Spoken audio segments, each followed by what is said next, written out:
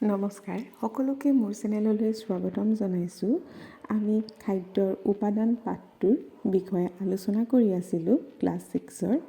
ইয়াৰ আগৰ ভিডিঅ'টোত আমি প্ৰধান পুষ্টিকৰ উপাদানসমূহ আৰু খাদ্যবোৰত কাৰ্বহাইড্ৰেট আছেনে নাই কিদৰে পৰীক্ষা কৰি চাব পাৰি সেই বিষয়ে আলোচনা কৰিছিলোঁ।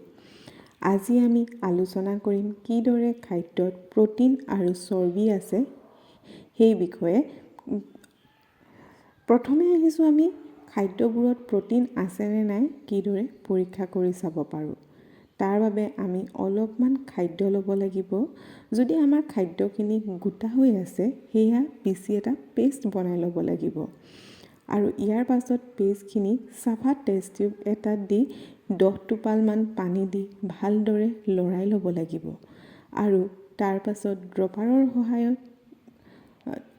2 টোপাল কপাৰ ছালফেটৰ দ্ৰৱ আৰু 10 টোপাল কষ্টিক ছ'ডা দ্ৰৱ দি ভালদৰে লৰাই অলপ সময় ৰ'ব লাগিব। অলপ পাছত যদি ইয়াৰ ৰং বেঙুনীয়া ৰঙলৈ পৰিৱৰ্তন হয় তেনেহ'লে গম পাম যে সেই খাদ্যত প্ৰ'টিন আছে। ইয়াৰ পাছত আহিছোঁ চৰ্বিযুক্ত আহাৰ। সেই আহাৰটো আমি চৰ্বিযুক্ত বুলি কিদৰে জানিম।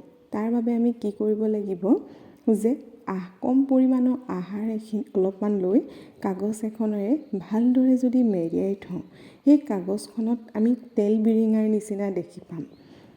আৰু সেই কাগজখন যদি আমি ওপৰলৈ উঠাই চাওঁ খাদ্যখিনিৰ পৰা আঁতৰাই আনি তেতিয়াহ'লে দেখি পাম যে সেইখন অকণমান আমাৰ ইখত স্বচ্ছৰ নিচিনা হ'ব।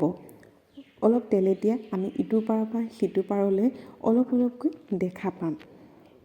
আৰু সেই কাগজখন যদি আমি ৰ'দত শুকুৱাবলৈও দিওঁ তেনেহ'লে সি আগৰ অৱস্থালৈ ঘূৰি নাহে, সি তেলেতীয়া অৱস্থাতে থাকিব। তেতিয়াহে আমি গম পাম যে সেই খাদ্যত আমাৰ চৰ্বি আছিল। আমি এতিয়ালৈকে কাৰ্বহাইড্ৰেট, প্ৰ'টিন, চৰ্বিযুক্ত আহাৰ কেনেকৈ পৰীক্ষা কৰিব পাৰি সেই বিষয়ে জানিলোঁ। ইয়াৰ বাহিৰেও বিভিন্ন খাদ্যত ভিটামিন আৰু খনিজ পদাৰ্থ থাকে। ইয়াৰ আগৰ ভিডিঅ'টোত আমাৰ প্ৰত্যেকটো পুষ্টিকৰ উপাদানৰ কামসমূহ কি হয়, আমাৰ কিয় লাগে সেই বিষয়ে আলোচনা কৰিম। ভিডিঅ'টো ভাল লাগিলে লাইক কৰিবা, শ্বেয়াৰ কৰিবা আৰু চেনেলটো ছাবস্ক্ৰাইব কৰিবা। Thank U.